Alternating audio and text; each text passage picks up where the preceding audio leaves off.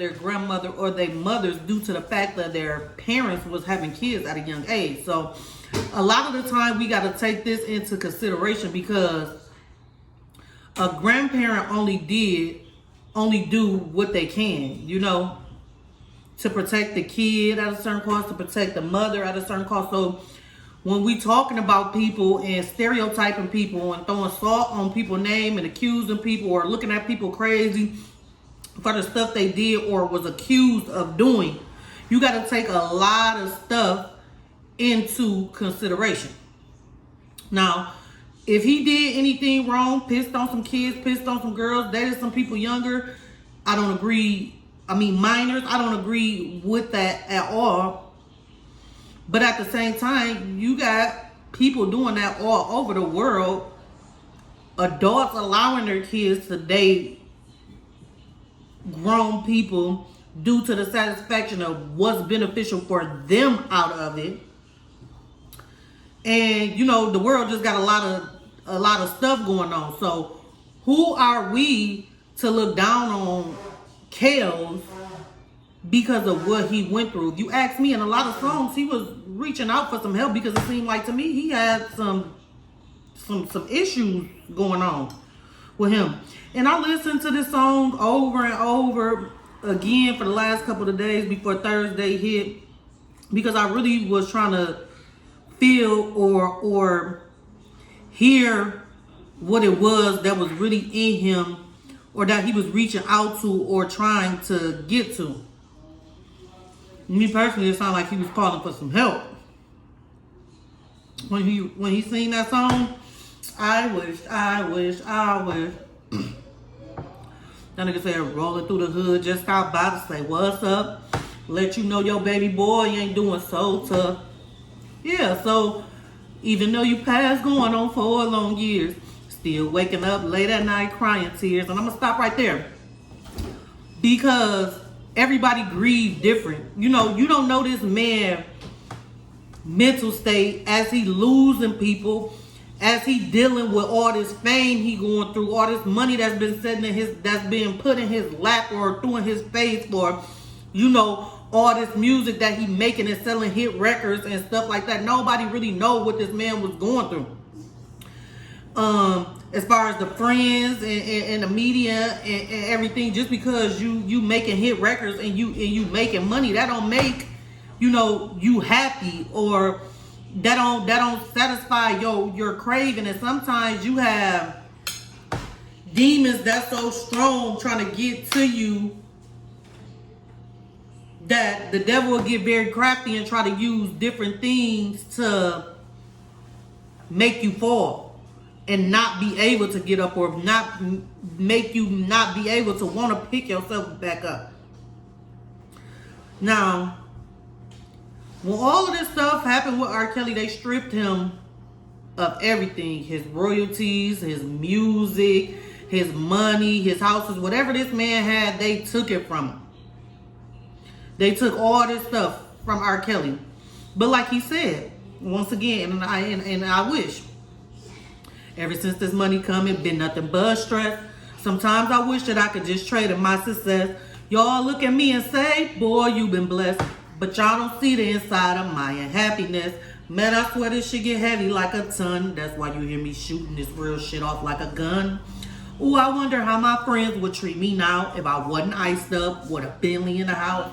Basically, before all the fame and all of that stuff, was nobody fucking with R. Kelly or trying to be his friend or seeing if he needed no help or nobody to talk to. Mind you, they don't even know his history or what he have going on, period, to make this man even think or feel the way that he feeling. And now you getting all this stuff piled on top of all this stuff on top of all this stuff before you can even get through, before you can even break through the stuff. And sometimes people have emotional breakdowns to the point where they don't understand they self what's going on. And I'm speaking from experience, because ever since this money come, it's been nothing but stress. Sometimes I wish that I could just trade in my success. Y'all look at me and say, oh, you been blessed. But y'all don't see the inside of my unhappiness. Do you hear what I'm saying? Y'all look at me and say, oh, you been blessed. but you don't see the inside of my unhappiness. Man, I swear this shit get heavy like a gun. That's why you hear me shooting this real shit off like a... And I wonder how my friends would treat me now if I wasn't nice up with a Bentley in the house. I know how that shit feel. I know how it feels to be talked about, to have so much pressure put on you that you don't even know which way you going or what you doing or what's right or what's wrong. You just going with the movement and with the flow. I mean, and like I said, if he did something he had no business doing, I wasn't there. And I ain't approving of it or not. But at the same time, you got to take into consideration, you know, everybody's mental state ain't 100. Nobody's perfect and everybody's mental state ain't 100. Just because somebody feel this type of way or they doing this type of way don't mean that's how everybody understand or take stuff in for themselves. So when we talking about R. Kelly now, this go way back into history, and me personally, I believe just because he was making so much money and he was hitting number ones and he was just coming through and doing his thing, this becomes a thing of the government. The government, me personally. Now you got this black man that's making millions and creating some stuff for himself, meanwhile going through the struggles or situations that he have going on. So now y'all ready to strip him and take this from him, lock him up and throw away the key like y'all ain't been doing this since been doing this. Now, when a white person is doing it, even if they not doing it to the extremes as R. Kelly, it's okay. They get a slap on the wrist, a pat on the back, a second chance. You know what I'm saying? Because truth be told, you know, motherfuckers was back in the 50s, in the 60s and shit. They was trading black women off to white farmers to be slaves, that women were being raped. You know, and it wasn't nothing, you know, them women could do about it. They parents was literally giving them up. And it was okay. Wasn't nobody going to jail behind that or any of that when everybody knew it was wrong. You know, you even still to this day, you got uncles fucking on nieces, daddies fucking on daughters, aunties sleeping with the uncles. Like, this is a repeat cycle that's been going on. But now, even minors, grown people, you know, fucking minors, even still to this day. But once it became a successful black man, R. Kelly, that basically could nobody do nothing to, all hell broke loose and y'all was ready to strip him of everything and take everything that he accomplished with coming from nothing and basically just stripped this man of everything he had and just made it seem like he was just this hard, cold-hearted, you know, person. When reality come, y'all, this deal was going on in the world. So, you know, what changed? What's the difference? It's stuff that's going on that don't even get spoke about or anything said about, and it's swept under the rug and pushed under this rug to certain people, certain individuals.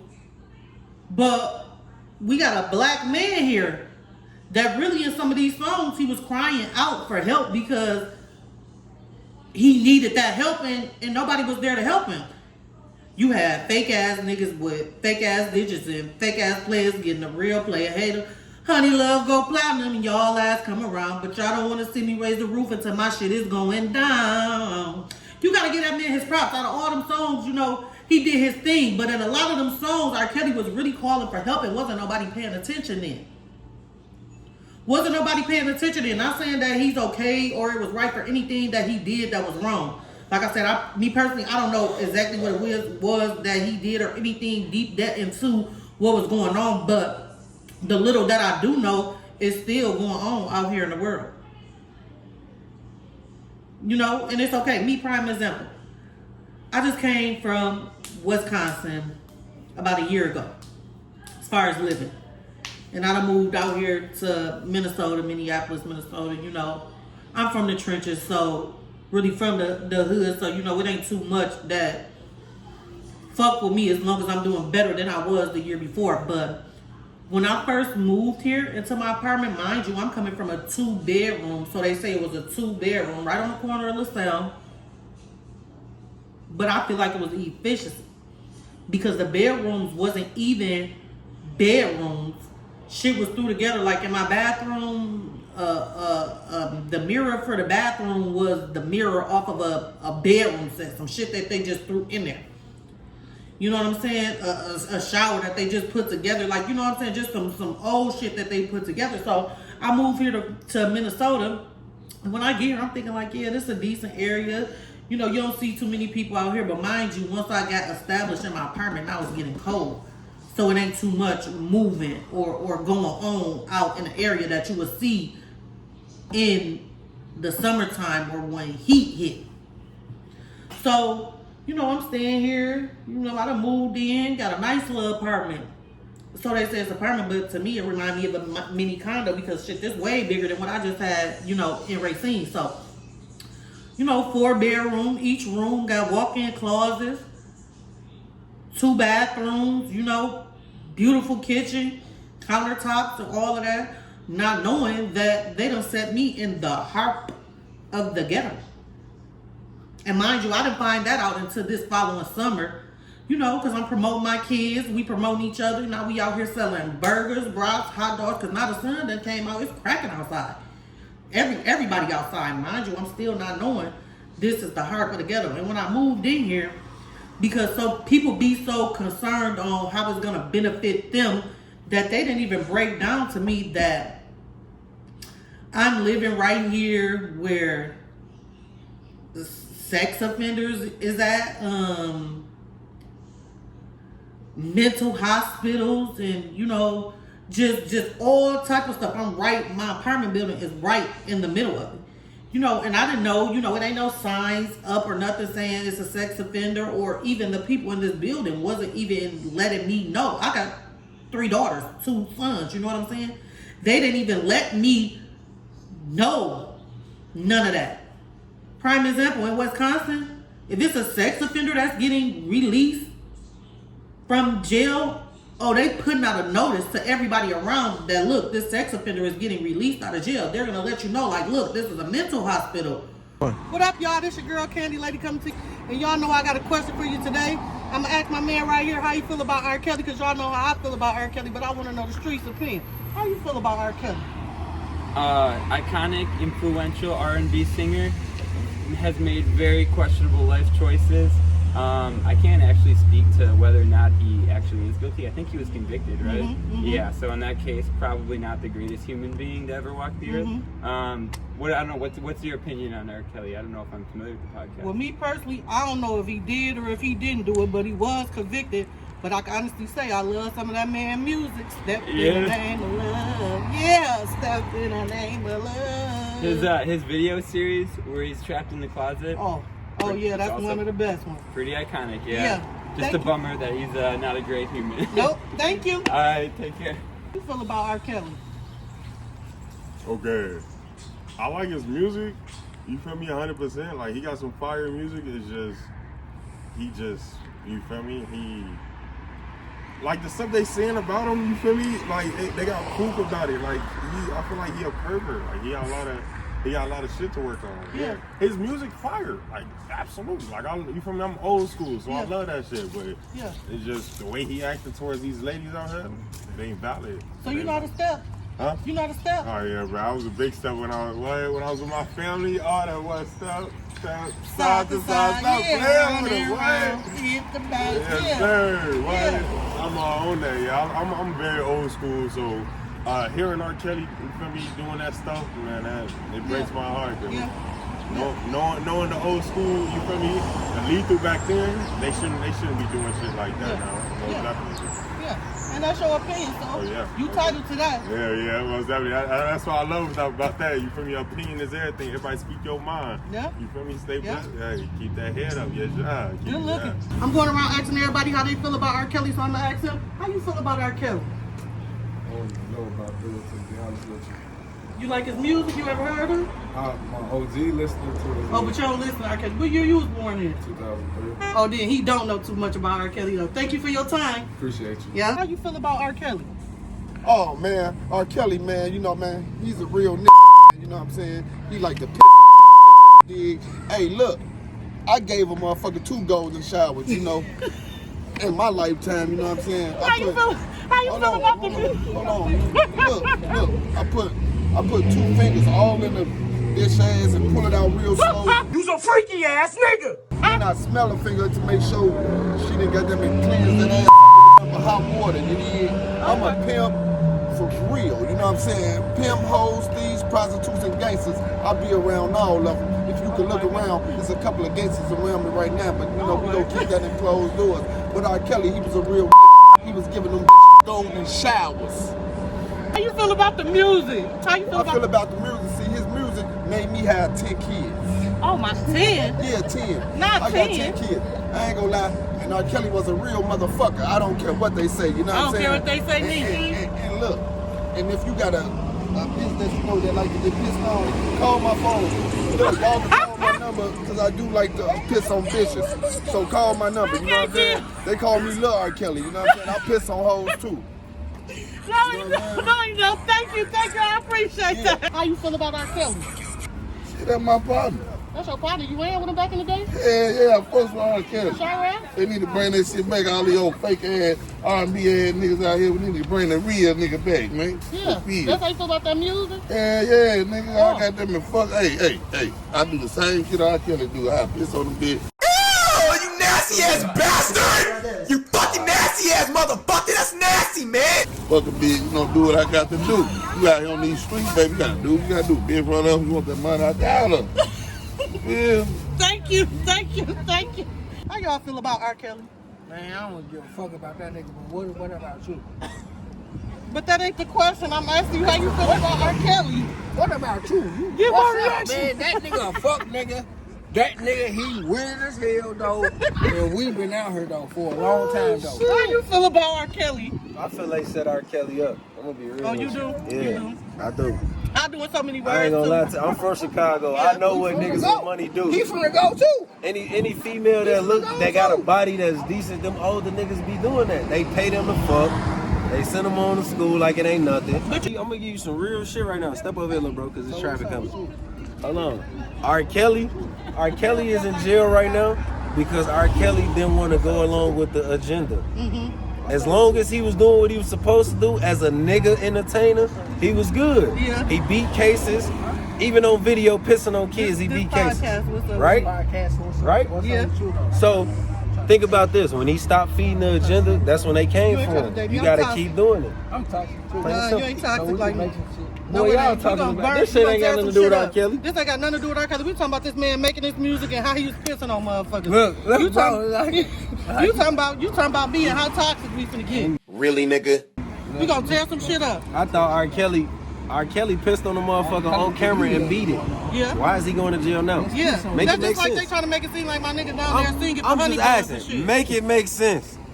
R. Kelly was one of the richest entertainers. He wrote "I Believe I Can Fly." He wrote And for I Michael wish. Jackson. And I wish. You get what I'm saying? So why is he in jail broke singing for honey buns? All right, y'all. Thank you. I appreciate y'all. Free R. Kelly coming home. We should touch on him right there, too. How you feel about the music? Oh, I love this music. Yeah. This is my hometown. You not a step? Oh, she said she's a stepper, y'all. And you from where, Chirac? Yep, she said she from Chirac. They knew what they was getting into. Their parents knew what they was getting into, and she know how to step. Thank you. How you feel about R. Kelly? Holy macaroni sauce. It's questionable. It's a intriguing conversation. Honestly, R. Kelly, I can say he's innocent because I don't know what the hell he did. I wasn't there at the time. But he did give a lot back to the community. He helped a whole lot of people come through, a whole lot of struggles. For myself, I can say that I was in the middle of killing myself. I don't remember that. I was in the middle of killing myself, and I heard one song come off of Spotify.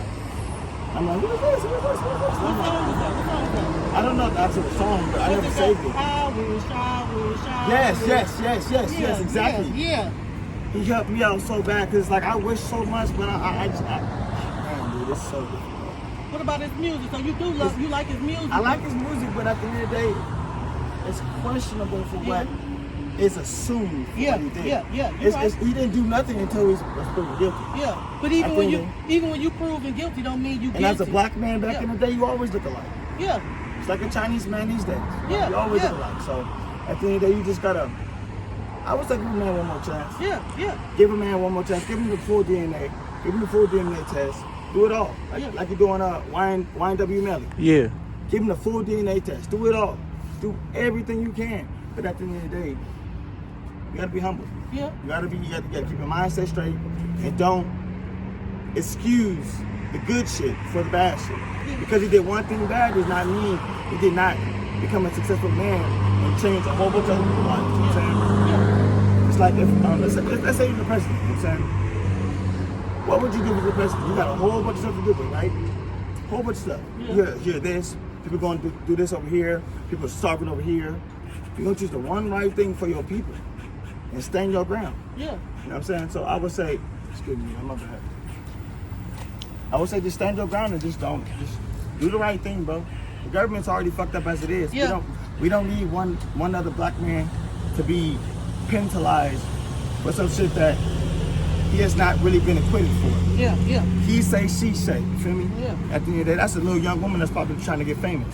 How many black women is trying to use OGs